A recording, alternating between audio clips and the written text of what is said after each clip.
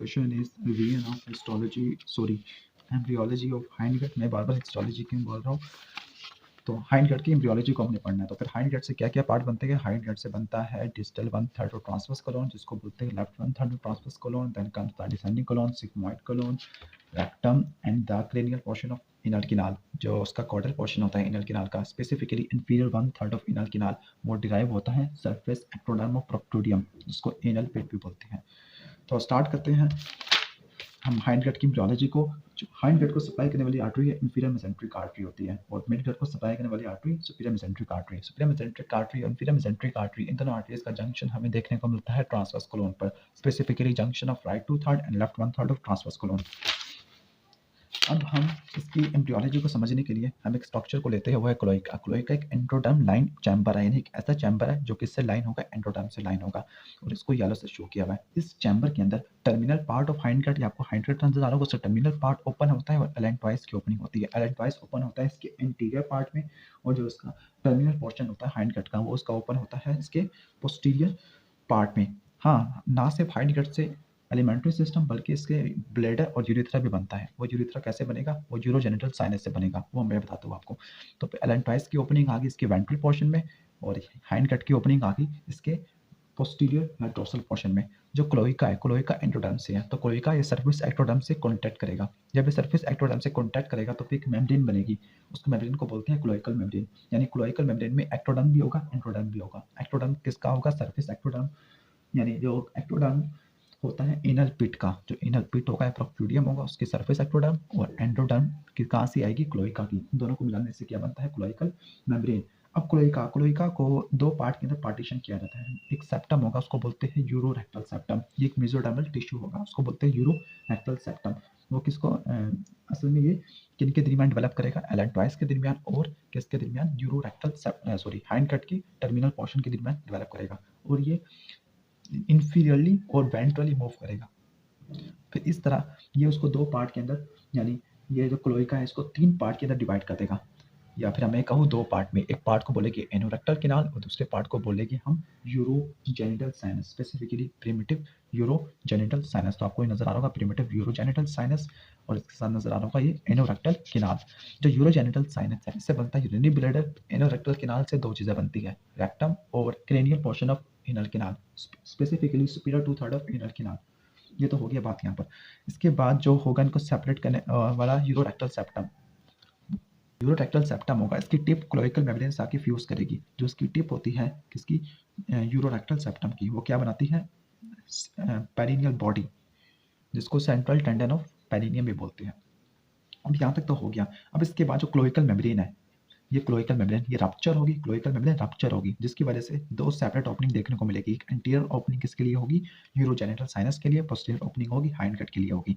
तो यहाँ तक क्लोइका की डेवलपमेंट तो होगी। अब इसके बाद इनर कैनाल। तो इनर कैनाल के दो पार्ट होते हैं। इनर कैनाल के कितने पार्ट होंगे? दो पार्ट, सुपीरियर 2/3 और इंफीरियर 1/3। सुपीरियर 2/3 को ये कहाँ से बनता है? हाइंडगट के एंडोडर्म से। इंफीरियर 1/3 है, ये एनल पिट या प्रोक्टोडियम, इन दोनों इसकी सरफेस एक्टोडर्म से बनता है। इसके सुपीरियर 2/3 और इंफीरियर 1/3 के दरमियान एक जंक्शन होता है। जंक्शन वाली लाइन को बोलते हैं पैक्टिनेट लाइन। जंक्शन वाली लाइन को क्या बोलते हैं? Pectinate line. यानी जो पार्ट पैक्टिनेट लाइन से ऊपर होगा सुपीरियर 2/3 वो बनता है हाइंडगट के एंडोडर्म से। जो पार्ट पैक्टिनेट लाइन से नीचे होगा वो बनेगा सरफेस एक्टोडर्म ऑफ एनल पिट या फिर प्रोक्टोडियम, यहाँ से बनता है। तो फिर इसकी आर्टिकल सप्लाई हाइंडगट वाली होगी, वीनस ड्रेनेज भी, और इसके इनर पिट की होगी सोमैटिक स्ट्रक्चर वाली होगी।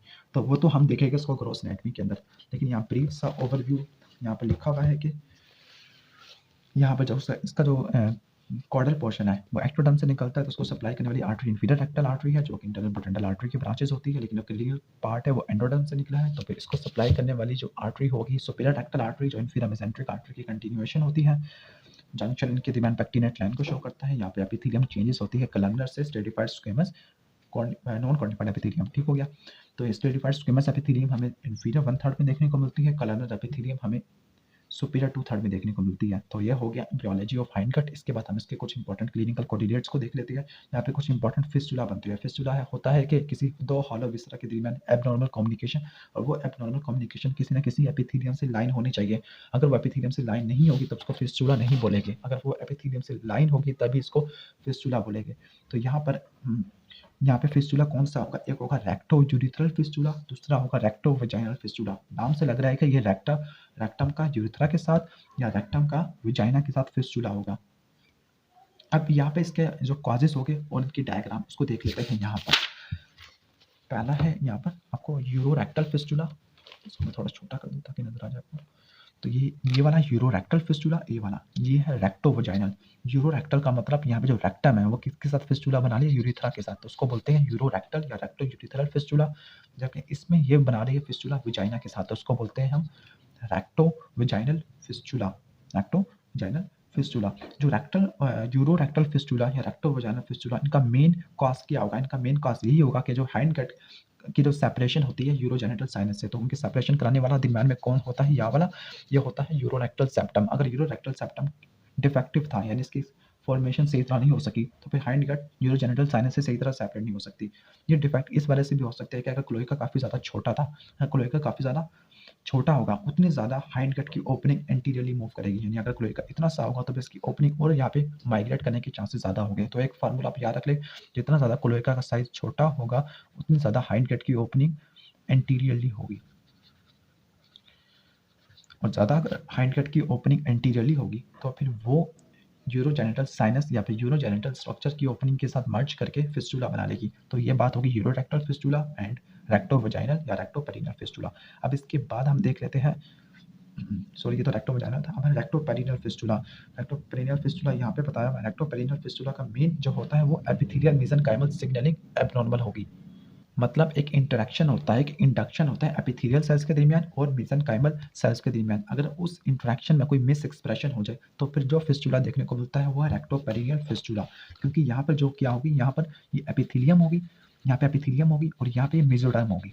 तो अगर इनके दरमियान मिस एक्सप्रेशन हुआ तो फिर एक एबनॉर्मल कम्युनिकेशन देखने को मिलेगा इस मेसोडर्म के दरमियान और इस एपिथेलियम के दरमियान। इसको बोलते हैं रेक्टोपेरिनियल फिस्टुला। और चूंकि ये एनल किनाल के साथ है तो फिर इसको बोलेंगे रेक्टो एनल फिस्टुला। एक और कंडीशन है उसका नाम है इम्परफोरेट एनस। इसका मतलब ये होता है कि अगर एनल मेम्ब्रेन या एनल पिट अगर परफोरेट ना कर सकी या इसमें अगर ना टूट सकी एनल मेम्ब्रेन, इसके अंदर परफोरेशन ना क्रिएट हुआ तो फिर कोई ओपनिंग एनस की नहीं होगी, यानी एनल किनाल इम्परफोरेट होगी। इसको बोलेंगे इम्परफोरेट एनस। और इम्परफोरेट एनस का कॉज क्या होगा, failure of anal membrane to break down.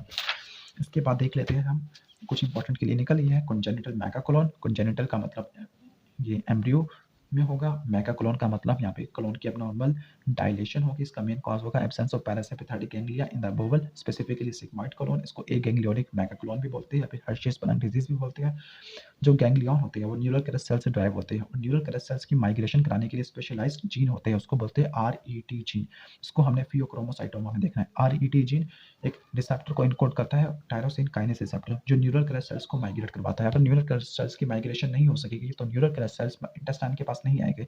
जब वो इंटेस्टाइन के पास नहीं आएंगे तब यहाँ पे गैंग्लियन नहीं बनेगा, जिसकी वजह से कॉन्जेनिटल मेगाकोलोन देखने को मिलेगा। मेगाकोलोन इस वजह से क्योंकि यहाँ पे गैंग्लिया नहीं है, तो फिर यहाँ पर ईआर कोलोन जो इससे पीछे होगा, प्रॉक्सिमल होगा, वो स्पास्टिक कॉन्ट्रैक्शन करेगा और उसके जो डिस्टल पार्ट होगा वो रिलैक्स होगा। ठीक हो गया। अब जब इस केस में कहते हैं जो मोस्ट केसेस में रेक्टम इन्वॉल्व होता है और इसमें 80% केसेस में भी जो डिफेक्ट होता है वो mid point of sigmoid colon तक जाता है, जबकि 20 से लेकर 10% केसेस में ट्रांसवर्स कोलोन और वो भी राइट साइड के कोलोन सेगमेंट होते हैं। और सबसे कम केस में पूरा का पूरा कोलोन ही अफेक्टेड होता है। इसके बाद हम कुछ समरी देख लेते हैं यहाँ पे इस चैप्टर की। तो फिर जो जीआईटी की एपिथेलियम होती है और पैरेन्काइमा टिश्यू होते हैं वो सारे के सारे ड्राइव होते हैं एंडोडर्म से, लेकिन जो कनेक्टिव टिश्यू पार्ट है और मस्कुलर कंपोनेंट या फिर पेरिटोनियल कंपोनेंट जैसे सीरोसा एडवेंटिशिया ये ड्राइव होते हैं विसरल मेसोडर्म से।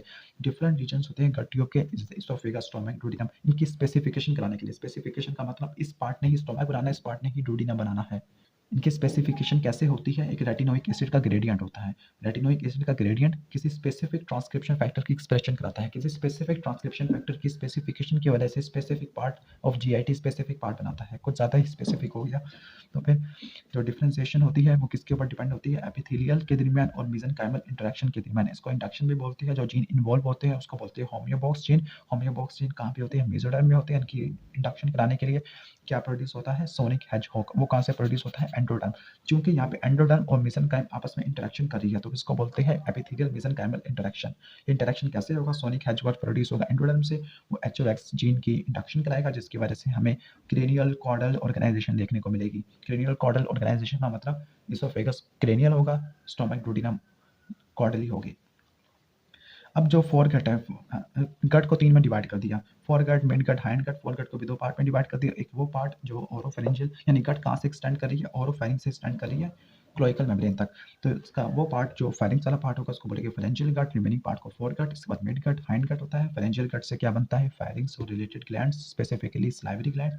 फोरगट से क्या बनता है? Oesophagus, trachea, lung birds, stomach, duodenum. और डुओडेनम का वो वाला पार्ट जो बाइल डक्ट से प्रॉक्सिमल होगा यानी फर्स्ट पार्ट और सेकंड पार्ट का प्रॉक्सिमल हाफ। इसके साथ साथ लीवर, पेनक्रियास, बिलियरी एपरेटस, ये बी डुओडेनम की जो एंडोडर्म होती है, स्पेसिफिकली डुओडेनम के सुपीरियर पार्ट की एंडोडर्मल प्रोलिफरेशन से बनती है, इनकी आउटग्रोथ से बनती है। चूंकि upper part of the foregut को डिवाइड करने वाला सेप्टम होता है ट्रैकियोएसोफेगल सेप्टम, उसको 2 में डिवाइड कर देता है, पोस्टीरियरली इसोफेगस और एंटीरियरली ट्रैकिया, लंग, बट। तो अगर एंटीरियर डेविएशन होती है सेप्टम की एंटीरियर डेविएशन का मतलब वो सही तरह सेपरेट नहीं कर सकेगा, तो एक एबनॉर्मल कम्युनिकेशन देखने को मिलती है। तो यहाँ पर एंटीरियर डेविएशन को अंडरलाइन कर लेते हैं, एक एबनॉर्मल कम्युनिकेशन देखने को मिलती है ट्रैकिया और इसोफेगस में। इसकी को बोलते हैं ट्रैकियोएसोफेगल फिस्टुला। जो लीवर के एपिथेलियल लीवर कॉर्ड्स होते हैं और बिलियरी एपरेटस होता है, वो किसके अंदर माइग्रेट करता है? सेप्टम ट्रांसवर्सम में। और माइग्रेट कराने के बाद क्या बनाता है? उसका पैरेन्काइमा बनाता है। मैंने आपको बताया था सेप्टम ट्रांसवर्सम से 3 चीजें बनती है, कनेक्टिव टिश्यू पार्ट बनता है लीवर का, वेंट्रल मेसेंट्री बनती है और सेंट्रल टेंडन ऑफ डायफ्राम। तो हेमाटोपोइटिक स्टेम सेल्स, स्पेसिफिकली कुफर सेल्स होते हैं और कनेक्टिव टिश्यू सेल्स ये मेसोडर्म से राइज करते हैं। पेनक्रियास की डेवलपमेंट 2 बर्ड्स से होती है, वेंट्रल और डोर्सल पेनक्रियाटिक बर्ड। ये निकलते हैं कहाँ से? ये दोनों मिलके बनाते हैं पेनक्रियास और ये निकलते हैं डुओडेनम से। अगर ये पार्ट डुओडेनम को सराउंड कर ले, specifically second part of duodenum, तो उसको बोलते हैं एनुलर पेनक्रियास। ये गट की कंस्ट्रक्शन कराएगा। इसके बाद मिड गट, मिड गट बनाता है प्राइमरी इंटेस्टिनल लूप, उससे बनता है डुओडेनम। डुओडेनम का वो वाला पार्ट जो बाइल डक्ट से डिस्टल होगा। इसके बाद ये जाएगा junction of Proxima 2/3 and distal 1/3। जो इसकी एपेक्स होती है प्राइमरी इंटेस्टिनल लूप की, वो अटैच होती है किसके साथ? यॉर्क सैक के साथ। एक डक्ट होती है व्हाइट रिंग डक्ट, इसको ओम्फैलो मेसेंट्रिक डक्ट भी बोलते हैं या फिर इसको यॉर्क स्टार्क भी बोलते हैं। 6 वीक के अंदर जो इंटेस्टिनल लूप की ग्रोथ काफ़ी ज़्यादा तेज़ होती है जिसकी वजह से ये एब्डोमिनल कैविटी के अंदर ज़्यादा देर टिका नहीं रहेगा बल्कि अम्बिलिकल कॉर्ड के अंदर चला जाएगा। इसको बोलते हैं physiological umbilical herniation. 10th week के अंदर फिजियोलॉजिकल अम्बिलिकल हर्निएशन खत्म हो जाती है, एब्डोमिनल कैविटी के अंदर वापस चले जाते हैं। जब ये प्रोसेस हो रहे होते हैं तो फिर mid gut loop 270 counter clockwise rotation करता है, 270 काउंटर क्लॉकवाइज। इसमें से 270 में भी हमने कहा था कि जो इसमें जो होती है 90 जब होती है जब हर्निएशन हो रही होती है और 180 जब हो रही होती है जब वो वापस आ रही होती है। इसके बाद अगर जो व्हाइट लाइन डक्ट के रैमिनट है तो क्लिनिकल है। हाइंड गट से क्या क्या बनता है? हाइंड गट से डिस्टल 1/3 ट्रांसवर्स कोलन से लेकर superior part of superior 2/3 of anal canal तक बनता है। इसके साथ साथ जो इनर किनाल का डिस्टल 1/3 था वो एक्टोडर्म से बनता है, surface ectoderm of proctodeum. Hindgut posterior region of cloaca में एंटर होता है और एलेंटॉइस एंटर होता है इसके एंटीरियर रीजन में। यहाँ पे बनता है यूरोजेनिटल साइनस, यूरोजेक्टल सेप्टम दोनों एरिया को सेपरेट करता है। एंडोरेक्टल किनाल को यूरोजेनिटल साइनस में वो ब्रेक क्लोएका की अगर ब्रेक डाउन होती है तो फिर ओपनिंग क्रिएट होती है इनस की और यूरोजेनिटल साइनस की। इसको मैं थोड़ा जूम कर लूँ।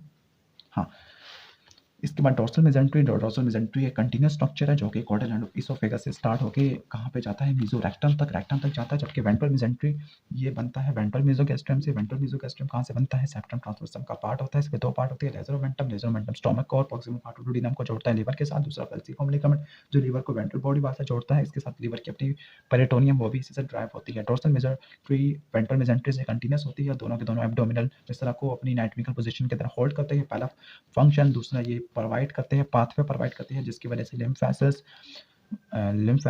ब्लड वेसल्स और नर्व्स विस्ता तक पहुंच जाती है। इसके बाद जो पेरिटोनियम होती है, पेरिटोनियम सीरस मेम्ब्रेन से मिलकर बनती है। ऐसी जो सीरस मेम्ब्रेन जो विसरा को सराउंड करेगी उसको बोलेंगे विसरल पेरिटोनियम, और जो बॉडी वाल पे रिफ्लेक्शन करेगी उसको बोलेंगे हम पैरेटल पेरिटोनियम। जो इनर किनाल है वो ड्राइव होती है एंडोडर्म से, ड्राइव होती है इसका क्रेनियल पार्ट, उसका कॉर्डल 1/3 होता है, एक्टोडर्म से ड्राइव होता है क्रेनियल पार्ट को। जो इसका कॉर्डल पार्ट बनता है surface ectoderm proctodeum. Vascular supply dual होती है, जो ऊपर वाली होगी सुपीरियर रेक्टल आर्टरी जो कंटिन्यूएशन होती है इंफीरियर मेसेंट्रिक आर्टरी की, जो कि कॉर्डल पार्ट है उसको सप्लाई करने वाली आर्टरी है इंफीरियर रेक्टल आर्टरी, जो कि इंटरनल पोटेंशियल आर्टरी की ब्रांच होती है।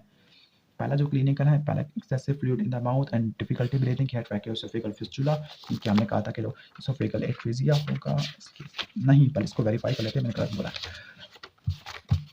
चैप्टर नंबर 15 बल्कि इसोफेगस एट्रीजिया है। इसमें क्या होगा, जो प्रॉक्सिमल पार्ट है इसोफेगस का वो ब्राइन पाउच बनाएगा, फिस्टुला बनेगा। फिस्टुला बनने की वजह से पॉलीहाइड्रोमियास हो जाएगा क्योंकि स्वालो नहीं कर पा रहा, और दूसरी तरफ फ्लूइड की एस्पायरेशन हो जाएगी, यानी मतलब लंग्स में चले जाएगी, वहाँ पे निमोनिया हो जाएगा। और इस डिफेक्ट का मेन कॉज होगा abnormal partitioning of oesophagus and the trachea by tracheoesophageal septum. Second, prenatal ultrasound देखने को मिलता है, मिड लाइन मैस है जिसके अंदर इंटेस्टाइन है, मेम्ब्रेन बाउंड है यानी एमनियों से कवर है, तो उसको बोलेंगे ओम्फैलोसील और गैस्ट्रोचाइसिस का डिफरेंस इंशाल्लाह हम देखेंगे इसके बाद। लास्ट है कि मेकोनियम थे विजाइना के अंदर कोई ओपनिंग नहीं है, एनल ओपनिंग, उसको बोले कि इम्परफोरेट एनस। इसके साथ रेक्टोविजाइनल फिस्टुला बनेगा। रेक्टोविजाइनल फिस्टुला डिफेक्ट ये होगा कि क्लोएका छोटी होगी तो फिर क्लोएकल मेम्ब्रेन पोस्टीरियरली डाइवेट कर जाएगी, जिसकी वजह से हाइंड गट की ओपनिंग एंटीरियरली शिफ्ट कर जाएगी। जितना ज़्यादा क्लोएका पीछे की तरफ छोटा होगा उतना ज़्यादा हाइंड गट की ओपनिंग एंटीरियरली मूव करेगी, जिसकी वजह से हायर डिफेक्ट देखने को मिलेगा। और ये हायर डिफेक्ट रेक्टोविजाइनल फिस्टुला कॉज कर रहा था। तो हमने जल्दी जल्दी पता नहीं क्यों इस चैप्टर को खत्म कर लिया है। तो फिर अगर वीडियो पसंद आई है तो उसको लाइक कीजिएगा और चैनल को जरूर सब्सक्राइब कर लीजिएगा। Thanks for watching this video. Allah हाफिज़।